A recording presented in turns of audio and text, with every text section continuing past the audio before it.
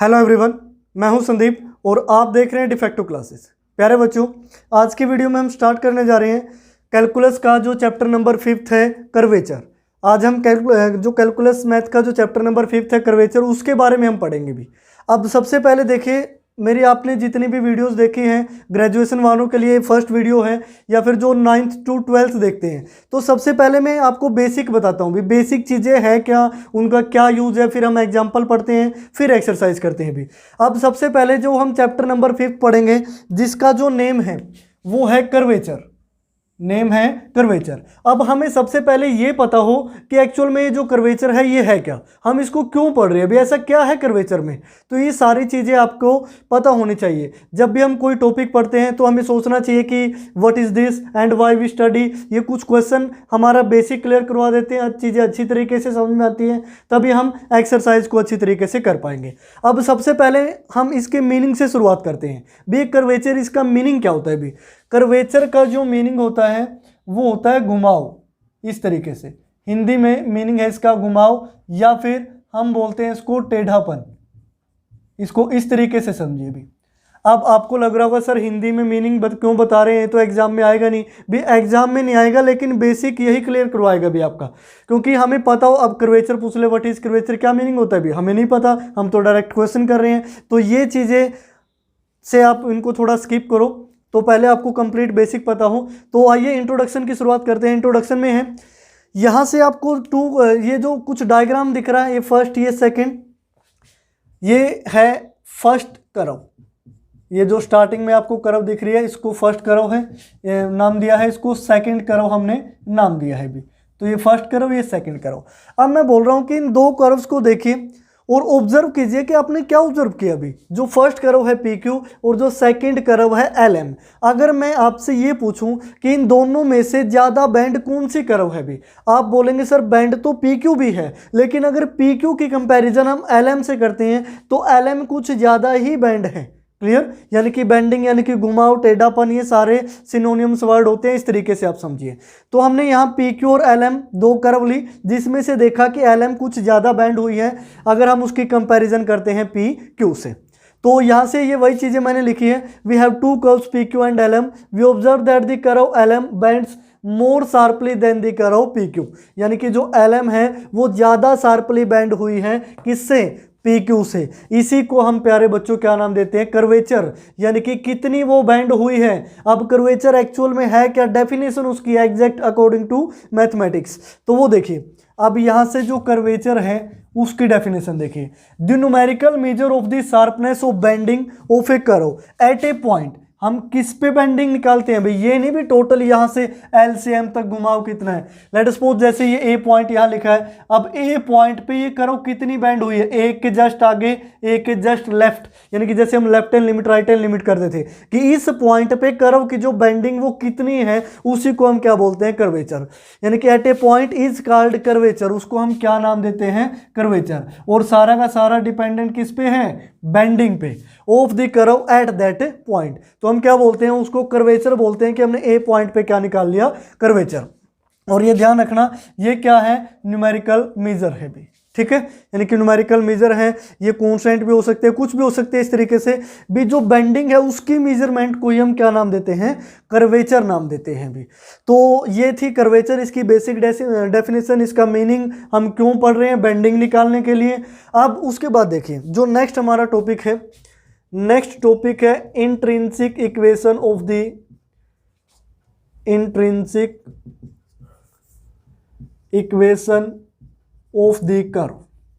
यानी कि किसी भी कर्व की जो इंट्रिंसिक इक्वेशन है भी, वो होती क्या, वो क्या चीज़ है। अभी देखिए बेसिक में है, एक्सरसाइज में यूज होगा, तो वो मैं आपको बताता हूँ। लेट सपोज हम क्या करते हैं, कर्व ले लेते हैं अभी इस तरीके से, ठीक है। अब एक कर्व ली, इसको हमने पॉइंट A मान लिया। अभी इस A पॉइंट को थोड़ा ऊपर लिख लेते हैं ताकि हम A से एक लाइन भी ड्रॉ कर पाए। अब हमने A पॉइंट से एक लाइन ड्रॉ कर दी भी इस तरीके से। यहाँ इस लाइन को हमने X नाम दे दिया अभी।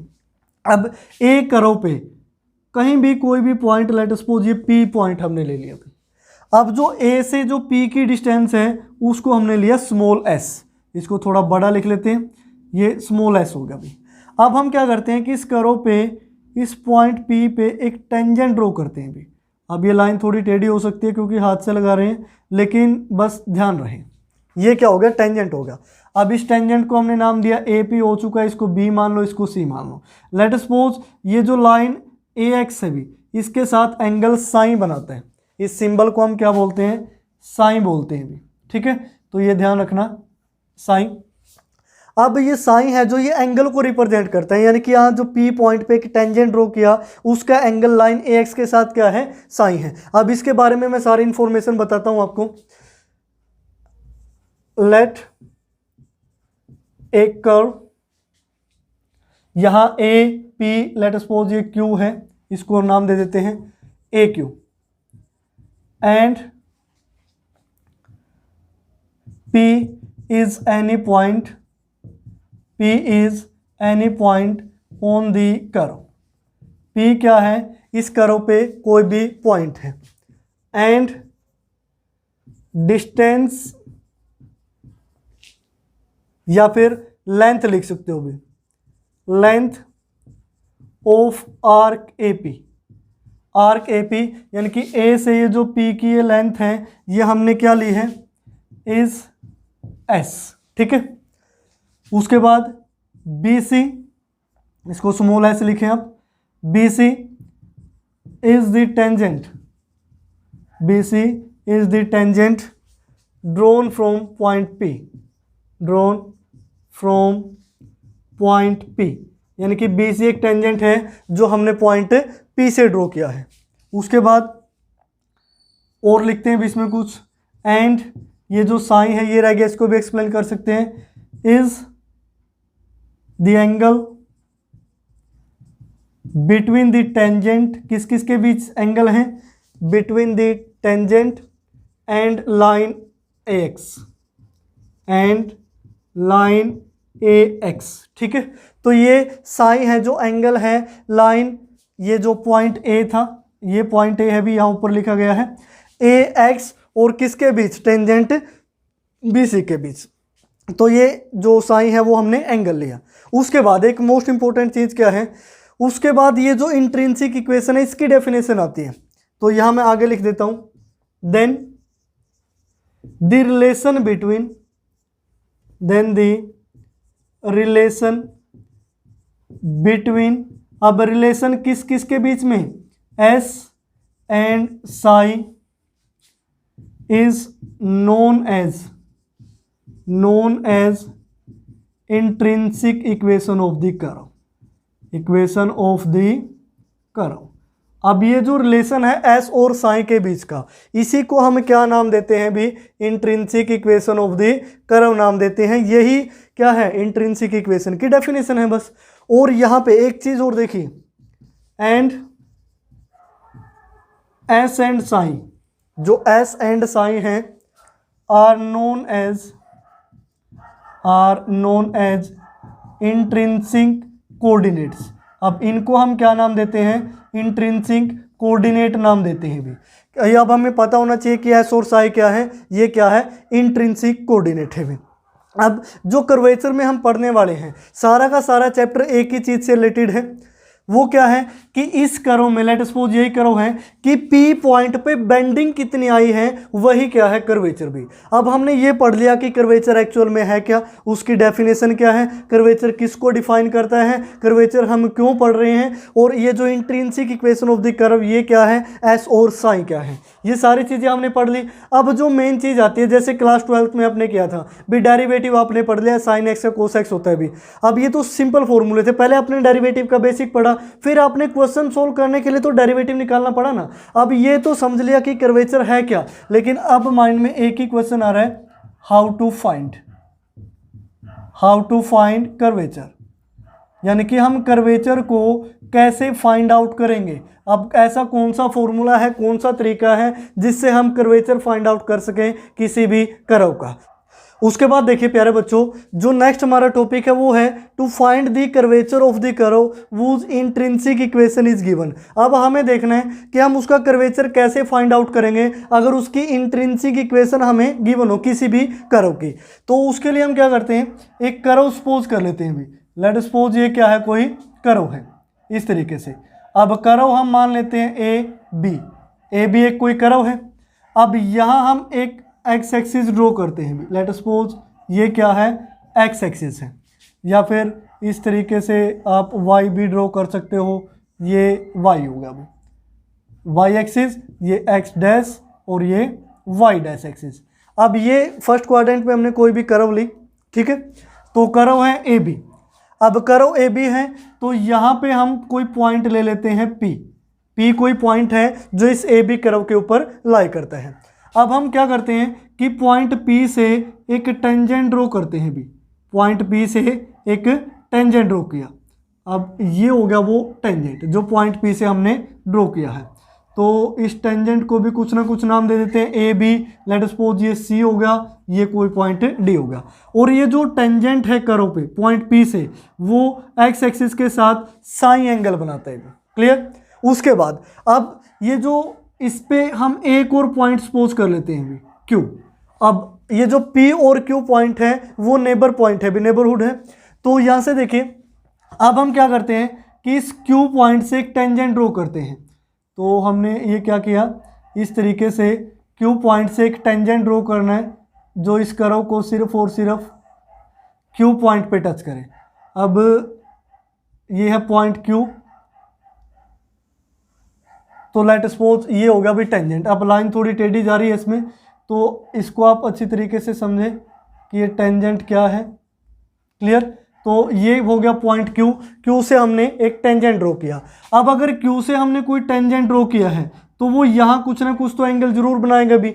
अब अभी जो हमने पीछे क्या लिया था, ए से पी की जो लेंथ ऑफ आर्क है वो क्या है, एस है। और जो पी से क्यू के बीच की जो डिस्टेंस है, लेंथ ऑफ आर्क है, वो क्या है, लेट सपोज डेल एस है भी, या फिर इसको डेल्टा एस बोल सकते हैं। उसके बाद ये जो साइन एंगल है, अब आगे एंगल इंक्रीज हो गया तो हम इसको बोलते हैं साइन प्लस डेल्टा साइन या फिर डेल साइन, इसको आप लिख सकते हो। क्लियर। तो इसको हमने क्या लिखा, डेल्टा साइन लिखा भी। अब इतना आप समझिए कि ये पी पॉइंट से एक हमने टेंजेंट ड्रॉ किया, उसके बाद क्यू पॉइंट से हमने एक टेंजेंट ड्रॉ किया। अब पी वाला टेंजेंट यहाँ साइन एंगल बनाता है, जो क्यू पॉइंट से टेंजेंट ड्रॉ किया वो psi plus delta psi angle बनाता है भी। इसको भी हम कुछ नाम दे देते हैं। लेट सपोज ये पॉइंट एम है और ये पॉइंट क्या है, एन है भी। अब हमने जो भी सपोज किया या फिर जो भी डायग्राम बनाया वो सारी चीज़ें हम यहाँ लिख देते हैं। तो यहाँ हम लिखते हैं let A B is any curve. A B हमने क्या ली है, कोई भी कर्व ली है, and there are two points या फिर two neighbor points P and Q which are lies on the curve AB, on the curve AB। ये दोनों पॉइंट क्या है, ए बी कर्व पे लाई करते हैं। उसके बाद सी डी एंड जो दूसरा टेंजेंट है वो क्या है, M N. C D and M N are the tangents drawn from points P and Q. ठीक है। अब सी डी और ये जो एम एन है ये क्या है, दोनों क्या है, टेंजेंट जो हमने पी और क्यू पॉइंट से ड्रॉ किए हैं। उसके बाद जो लेंथ ऑफ आर्क है, length of arc A P, वो हमने क्या ली है भी, small S. And distance between P and Q, या फिर इसको आप ये लिख सकते हो, डिस्टेंस बिटवीन पी क्यू की बजाय length of arc P Q, length of arc P Q, वो हमने क्या ली भी, डेल्टा एस ली भी। अब ये जो डेल्टा एस है ये किसको डिनोट करता है भी, ए स्मॉल, या फिर इस तरीके से आप लिख सकते हो ए वेरी स्मॉल वैल्यू। ये एक बहुत छोटी वैल्यू है जो पी क्यू की डिस्टेंस है या फिर लेंथ ऑफ आर्क क्या है, पी क्यू है। उसके बाद अब हमने एंगल को डिफाइन करना है कि ये एंगल साइन है और ये क्या है, साइन प्लस डेल साइन। अब यहाँ टेंजेंट्स CD एंड दूसरा टेंजेंट है जो MN makes angle psi and psi plus delta psi with x axis. अब ये दोनों क्या है, साइन और psi plus delta psi angle बनाते हैं एक्स एक्सिस के साथ। अब यहाँ से देखिए इस पॉइंट को भी हम कुछ ना कुछ नाम दे देते हैं, ABCD हो गया तो इसको हम E नाम दे देते हैं भी। अब यहाँ ध्यान से देखिए इन ट्रायंगल CEM, जो ये वाली ट्रायंगल है CEM में, अब किसी भी ट्रायंगल में जो तीनों एंगल्स का सम है वो कितना होगा, 180 डिग्री। तो हम ये लिख देते हैं कि angle E plus angle C plus angle M दोनों की वैल्यू क्या होगी, 180 डिग्री होगी भी। यानी कि ये इंटीरियर एंगल की बात हो रही है अभी, इंटीरियर एंगल की। अब ये वाला एंगल चाहिए हमें, तो इस साइड वाला एंगल गिवन है, तो यहाँ से जो मैं यहाँ एंगल की वैल्यू निकाल लेता हूँ, जो एंगल CME है, CME वो किसके इक्वल होगा, टोटल ये 180 स्ट्रेट एंगल है, 180 में से हम क्या माइनस कर देंगे, साइन प्लस डेल्टा साइन। ये किसकी वैल्यू हुई, एंगल CME यानी कि सेम की। C की वैल्यू गिवन है तो इस वाले एंगल की हम वैल्यू निकाल सकते हैं, यानी कि एंगल E की वैल्यू हमें निकालनी है as it is, plus C कितना गिवन है, साइन, प्लस एंगल जो ये M है ये कितना गिवन है, 180 में से आपने क्या माइनस करना है, साइन, और ये माइनस का क्या हो जाएगा, डेल्टा साइन इक्वल टू कितना हुआ, 180 degree.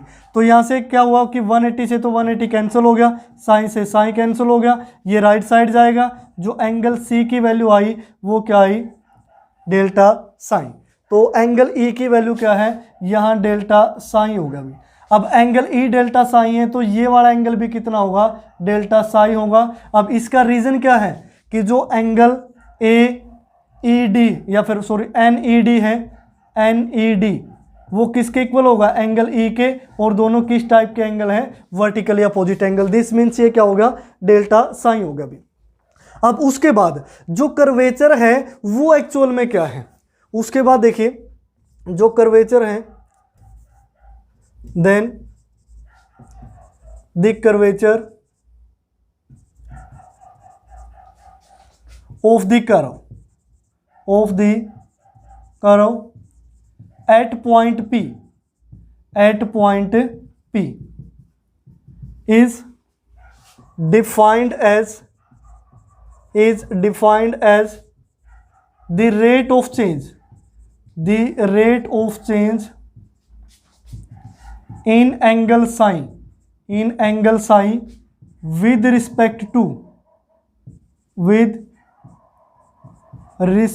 to S is known as average curvature.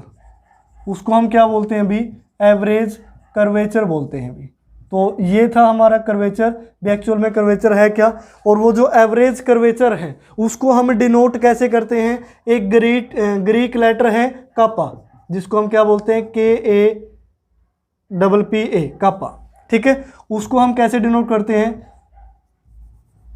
Delta sine upon delta S का मॉडुलस, यानी कि मॉडुलस क्यों लेते हैं, ताकि वैल्यू क्या है, पॉजिटिव। अब ये जो कापा है ये एक ग्रीक लेटर है भी, ये ध्यान रखना, कहीं ये सोचो कि ये पता नहीं क्या लिख दिया, ग्रीक लेटर है कापा, जिससे डिनोट किया जाता है एवरेज कर्वेचर को। ये क्या है, एवरेज कर्वेचर है, यानी कि डेल साइन अपॉन ये है डेल्टा S, यानी कि डेल्टा है, कई बार हम डेल बोल देते हैं, तो डेल्टा साइन अपॉन जो डेल्टा S है ये क्या होगा, हमारा एवरेज कर्वेचर होगा भी, जिसको हम किससे डिनोट करते हैं, K से, और ये K है जो ये टेढ़ा सा K बना हुआ है, इसको हम क्या बोलते हैं, कापा बोलते हैं भी। यही क्या है, कर्वेचर, अगर हम इसमें इसकी वैल्यू निकाल पाते हैं तो। अब उसके बाद देखिए, अगर मैं आपसे ये बोलूँ भी जैसे जैसे ये Q पॉइंट है P को अप्रोच करेगा, अब हम इसकी लिमिटिंग वैल्यू निकालते हैं, the limiting value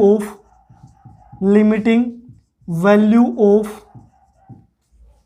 the average curvature, average जो कर्वेचर की लिमिटिंग वैल्यू है वो क्या होगी, if Q tends to P, इसका मीनिंग क्या होगा, देन द कर्वेचर, तो कर्वेचर की वैल्यू क्या होगी, एट पॉइंट P वो क्या बनेगी, limit Q approaches to P, यहाँ वैल्यू क्या होगी, डेल्टा साइन अपॉन, या फिर मोड लगाने की जरूरत नहीं है, डेल्टा एस होगा भी, ठीक है। लेकिन अगर क्यू पी को अप्रोच करेगा, ये ध्यान रखें भी, जैसे जैसे ये जो क्यू पॉइंट है वो पी की तरफ बढ़ेगा तो इनके बीच की जो डिस्टेंस है डेल्टा एस है वो क्या हो जाएगी, जीरो हो जाएगी भी। तो इसको हम क्या लिख सकते हैं, limit delta s tends to zero, और ये क्या होगा, d upon D s of psi, यानी कि साइन में रेट ऑफ चेंज कितना है विद रिस्पेक्ट टू एक्स। जैसे डेरिवेटिव की फॉर्म में हम लिखते थे कि change in psi with respect to s. अब यहाँ साइन क्या है, इसको हम क्या बोल सकते हैं, इंडिपेंडेंट वेरिएबल। एस क्या है, डिपेंडेंट वेरिएबल, यानी कि जिसके रिस्पेक्ट में यहाँ क्या आ रहा है, चेंज आ रहा है भी। तो यही हमारी क्या है, कर्वेचर निकालने का तरीका है। अगर इंट्रिंसिक फॉर्म गिवन हो तो सिंपली आपने D psi upon D S की वैल्यू निकाल देनी है, तो ये क्या होगा, कर्वेचर होगा भी, यानी कि एवरेज कर्वेचर जिसको नाम दिया जाता है। तो ये था प्यारे बच्चों कर्वेचर। अब कर्वेचर से ही जुड़ा एक टॉपिक है, वो है रेडियस ऑफ कर्वेचर। वो क्या है, रेडियस ऑफ कर्वेचर। मैं यही लिख देता हूं नीचे, आपको दिखाई दे रहा होगा कि रेडियस ऑफ कर्वेचर। अब रेडियस ऑफ कर्वेचर क्या है, इसकी डेफिनेशन है भी, the reciprocal value of the average curvature. अब ये जो एवरेज कर्वेचर है, ये वाली वैल्यू, इसकी जो रेसिप्रोकल वैल्यू होगी, ठीक है। अब यहाँ इसको आप इस तरीके से लिखें, अगर आपने यहाँ डेल्टा लिखा है और ये इसकी वैल्यू होगी डी बाई डी एस और यहाँ साइन, इस तरीके से आप लिख सकते हैं। ये अलग से, क्योंकि लिमिटिंग हमने इसी में रखी थी, डायरेक्ट रिजल्ट ये बनेगा भी। तो ये जो रेडियस ऑफ कर्वेचर है, ये इसकी क्या है, रेसिप्रोकल वैल्यू है भी, यानी कि d psi upon D s था। अगर इसकी जगह हम ये कर दें कि d s upon D psi की वैल्यू निकाल दें, तो वो हमारा क्या बनेगा भी, रेडियस ऑफ कर्वेचर बनेगा। रेडियस ऑफ कर्वेचर की डेफिनेशन आपको अब समझ में आ गई होगी, the reciprocal value of the average curvature of the curve is known as radius of the curvature. तो ये था हमारा मेन सा टॉपिक, जिसको आपको पढ़ना जरूरी था, क्योंकि ये डायग्राम आपका बेसिक क्लियर करवाता है कि एक्चुअल में हम क्या पढ़ रहे हैं अभी। उसके बाद देखिए, जो नेक्स्ट हमारा टॉपिक है वो है कर्वेचर ऑफ द सर्कल, यानी कि एक सर्कल का कर्वेचर हम कैसे फाइंड आउट करेंगे। यहाँ है to prove that the curvature of the circle at any point on it is constant. अब हमें प्रूव करना है कि अगर हम सर्कल का कर्वेचर निकालते हैं उसके किसी भी पॉइंट पे, उसकी सर्कमफ्रेंस पे जो भी पॉइंट लाई करता है वो हमेशा क्या रहेगा, कांस्टेंट, और किसके इक्वल होगा, equal to the reciprocal of its radius, यानी कि उसकी रेडियस के क्या होगा, रेसिप्रोकल होगा भी। अब इसको समझने के लिए सबसे पहले हम एक सर्कल ड्रॉ कर लेते हैं। लेट सपोज ये कोई सर्कल है जिसका हमें क्या निकालना है, कर्वेचर निकालना है किसी पॉइंट पे। अब लेट सपोज ये कोई पॉइंट P है जो सर्कल पे एग्जिस्ट करता है।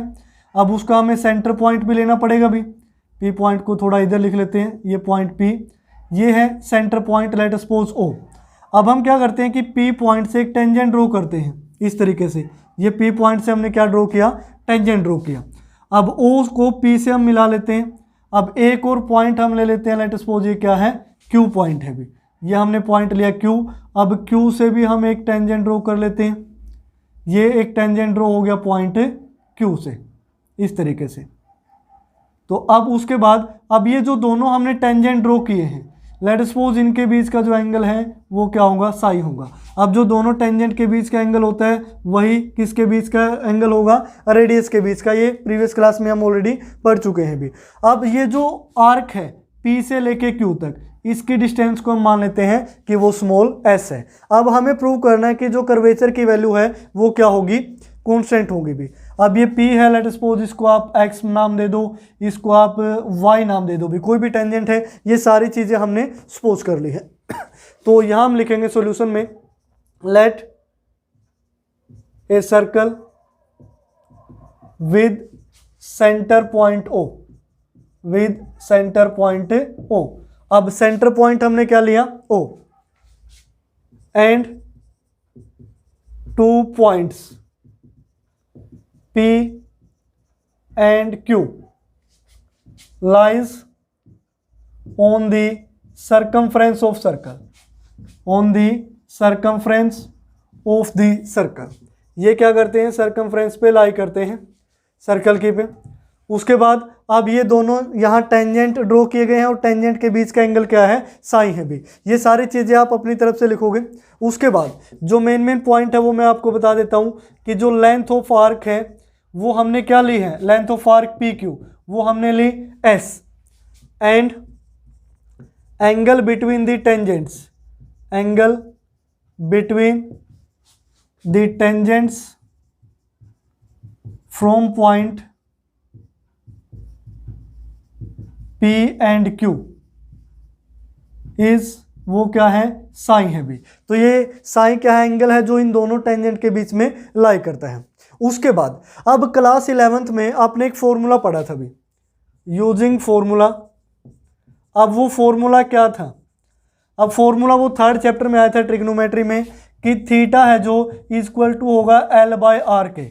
जो यहाँ L है वो डिनोट करता है लेंथ ऑफ आर्क को, लेंथ ऑफ आर्क। जो R है वो डिनोट करता है रेडियस ऑफ सर्कल को, रेडियस ऑफ सर्कल को। और ये थीटा क्या है, एंगल है भी। अब इसका हम यूज करेंगे कि ये जो थीटा और L बाय आर ये क्या है, ये एंगल साई है, ये एंगल भी क्या है, साई है। तो यहाँ से अगर मैं साई की वैल्यू निकालता हूँ भी, साई क्या है, एंगल इज इक्वल टू क्या होना चाहिए, length of arc. Length of arc क्या है, S अपॉन में रेडियस ऑफ द सर्कल के। अगर हम क्रॉस मल्टीप्लाई करते हैं तो यहाँ से S की वैल्यू किसके इक्वल आ जाती है भी, R साइन के इक्वल आ जाती है। अब हम आगे क्या करते हैं, differentiating with respect to psi. अब इसको ये जो इक्वेशन आई है S equal to R psi, यही इंट्रिंसिक इक्वेशन है, देखो S और साइन में है कि नहीं। अब यहाँ से इसको साइन के रिस्पेक्ट में डेरिवेटिव करते हैं। जो S का डेरिवेटिव होगा विद रिस्पेक्ट टू साइन वो क्या होगा, ds upon D psi equal to psi का डेरिवेटिव 1, तो कॉन्स्टेंट क्या बचा, R। लेकिन जो कर्वेचर है भी, अभी हमने क्या पढ़ा था कि जो कर्वेचर होगा, curvature ds upon D psi ही किसके इक्वल होगा, D psi upon D S के इक्वल होगा भी। अब इसका रेसिप्रोकल कर देंगे, ये R है तो ये किसके इक्वल आया, 1 बाय आर के। जो कर्वेचर हमने निकालना था वो किसके इक्वल आया, 1 बाय आर के। यही हमें प्रूव करना था कि ये इक्वल होगा रेसिप्रोकल ऑफ इट्स रेडियस के। अब यहाँ से एक और टॉपिक आता है कि अगर हमें सर्कल के अंदर रेडियस ऑफ कर्वेचर निकालनी हो भी, रेडियस ऑफ कर्वेचर निकालनी हो। अब रेडियस ऑफ कर्वेचर क्या होगी, जो रेडियस ऑफ कर्वेचर मैंने बताया था कि ds अपॉन डी साइन। अब ds upon D psi reciprocal equal to क्या आएगा, r, और ये जो r है वो क्या है, रेडियस ऑफ द सर्कल।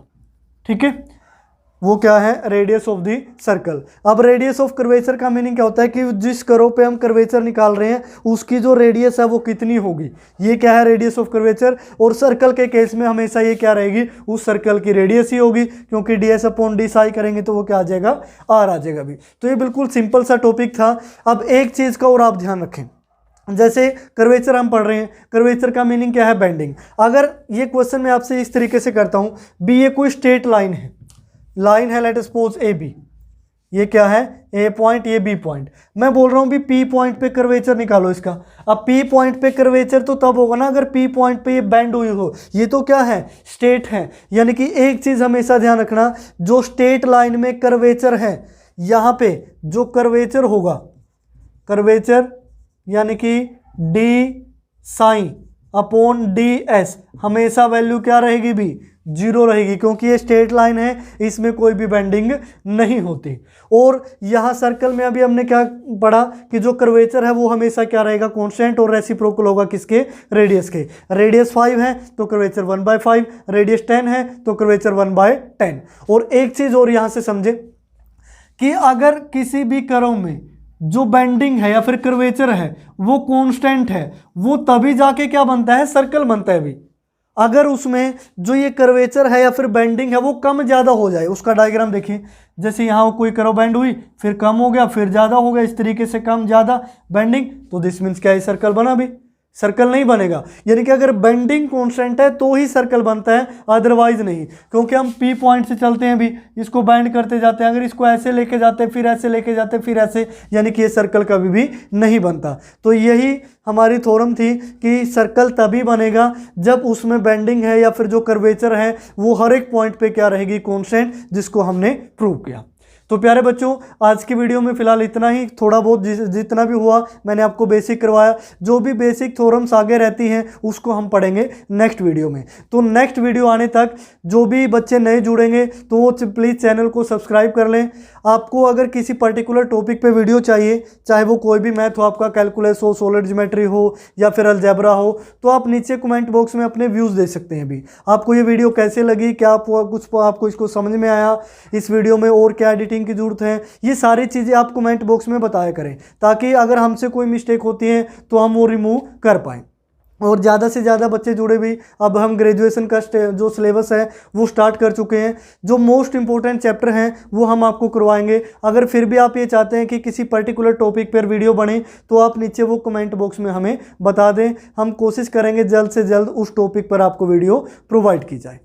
तो आज की क्लास में फ़िलहाल इतना ही। देखते रहिए डिफेक्टो क्लासेस।